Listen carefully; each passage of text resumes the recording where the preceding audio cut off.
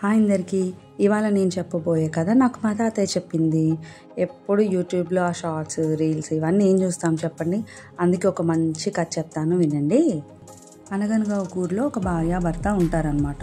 వాళ్ళు ఎంత కష్టపడినా కానీ వాడికి డబ్బులు అయితే రావు. సో ఫైనాన్షియల్గా వాళ్ళు చాలా స్ట్రగుల్ అవుతూ ఉంటారు. సో అందుకని వాళ్ళ వైఫ్ ఏం చెప్తుంది, సరే మనకి ఏ పని చేత కాకపోయినా ఏదో ఒకటి చేసి కష్టపడి బతుకుదామని చెప్పి అడవికి పంపిస్తుంది. అడవికి వెళ్ళి కట్టెలు కొట్టుకోండి, ఆ కట్టెలు అమ్ముకొని వచ్చిన డబ్బుతో మనం సర్వైవ్ అవుదాము అని చెప్తుంది. సరే అని చెప్పి అడవికి వెళ్తాడు. అలా తను వెళ్ళేదారిలో ఒక చెట్టు మీద ఇద్దరు దేవతలు కూర్చొని ఉంటారనమాట. అదృష్ట దేవత, దురదృష్ట దేవత అని ఇద్దరు దేవతలు పక్కపక్కనే కూర్చొని ఉంటారు. ఇతన్ని చూసి చాలా బాధపడతారు. మన ఇద్దరం ఎవరైతే తక్కువ ఛాన్సెస్లో ఇతన్ని ధనవంతుని చేస్తామో వాళ్ళే విన్నైనట్టు అని చెప్పి బెట్ కట్టుకుంటారనమాట. ఎవరు గెలుస్తారో చూద్దామంటారు.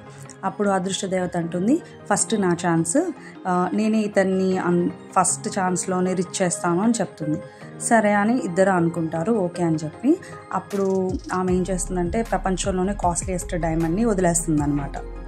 ఆ డైమండ్ చాలా విలువైంది, అతనికి వెళ్ళేదారిలో కనిపిస్తుంది. సరే అని చెప్పి తీసుకొని తను దాహం వేస్తుందని చెప్పి వాటర్ తాగడానికి దగ్గరలో ఉన్న పాండ్ దగ్గరికి వెళ్తాడు. అక్కడ వాటర్ తాగేటప్పుడు ఏమవుతుందంటే ఆ డైమండ్ కాస్త జారి వాటర్లో పడిపోతుంది. అది అతను చూసుకోడు.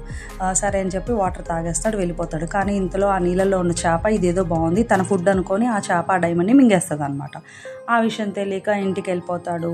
వాళ్ళ వైఫ్కి నేనేం తెచ్చానో చూడు అంటారు. తీరా వచ్చి చూస్తే డైమండ్ కనిపించదు. అయ్యో అని చెప్పి చాలా బాధపడతా మళ్ళీ తిరిగి కట్టెలు కొట్టుకొని వస్తాను, ఈసారి వంట చేస్తూ నేను ఎలా అయినా డబ్బులు సంపాదించుకొని వస్తానని చెప్పి మళ్ళీ అడవికి వెళ్తాడు. ఈసారి అమ్మవారు అంటుంది, అది అదృష్ట దేవత అంటుంది, సరే అయితే నాకు ఇంకొక ఛాన్స్ కావాలని చెప్తుంది. సరే అని చెప్పి ఈసారి ఏం చేస్తుంది, బాగా మంచి డార్క్ రెడ్ కలర్లో ఉన్న కాస్ట్లీయెస్ట్ హారం ఒకటి అతనికి కనిపించేలా చేస్తుంది అనమాట. ఆ హారం ఎంత రెడ్గా ఉంటుందంటే చూడడానికి మాంసపు ముద్దలా కనిపిస్తూ ఉంటుంది. ఈసారి నెత్తి మీద పెట్టుకొని వెళ్తాడు. అలా నెత్తి మీద పెట్టుకున్నప్పుడు ఏమవుతుంది, అటుగా వెళ్ళే కాకి అది చూసి, అబ్బా ఏదో చికెన్ పీస్ దొరికింది నాకు, మాంసపు ముద్ద, ఇవాళ నా పంట పండిందని చెప్పి ఆ కాకొచ్చి అతని తల మీద ఉన్న హారం నోటితో ఖర్చుకొని తీసుకొని వెళ్ళిపోతుంది. ఈ విషయం తెలియక మళ్ళీ ఇంటికి వెళ్తాడు. చూస్తే ఉండదు. అబ్బా అనుకొని, అయ్యో ఇలా కాదు, నేను ఏం చేయాలి సార్, నిజంగానే కష్టపడతాను, ఇట్లా అదృష్టం మీద నేను అసలు డిపెండ్ అవ్వకూడదని అనుకుంటాడు. సరే అని చెప్పి మళ్ళీ అడవికి వెళ్తాడు. అడవికి వెళ్ళి కట్టెలు కొట్టుకుందాం అంటారు. అప్పుడు అదృష్ట దేవత ఉండి ముచ్చటగా మూడో అవకాశం ఇవ్వు అంటుంది. సరే అంటుంది దురదృష్ట దేవత.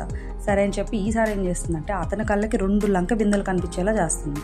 2 లంక బిందెలు చాలా పెద్దవి కదా, అవి పోయే అవకాశమే ఉండదని చెప్పి ఆమె 2 లంక బిందెల నిండా బంగారపు నాణాలతో వేస్తుంది అనమాట.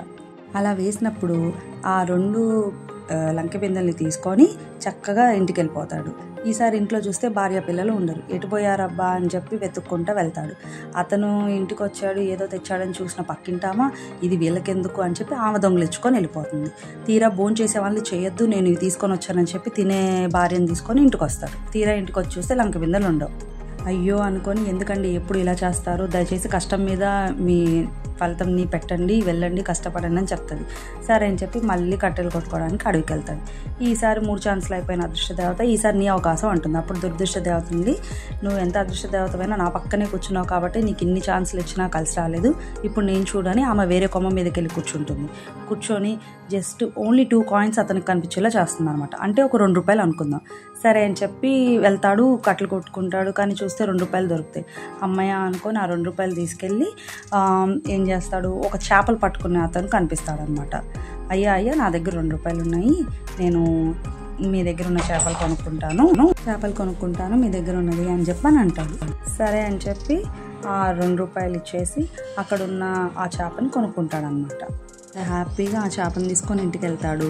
ఇంటికి వెళ్ళి భార్యకిచ్చి చేపల కూర వండు అంటే, అరే కట్టెలేవు కదా, మన ఇంటి వెనకాల ఉన్న చెట్టు కొమ్మలు కొట్టుకొని రండి అని చెప్తుంది.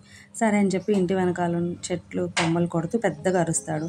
ఆమె కూడా చేపను కోస్తే పెద్దగా అరుస్తుంది. వీరిద్దరు అరుపులు ఉన్న పక్కింటామా, అమ్మో నేను దొంగను దొరికిపోయానేమో అని భయపడి ఆ 2 లంక బిందెలు తెచ్చి ఇంట్లో పెట్టింది.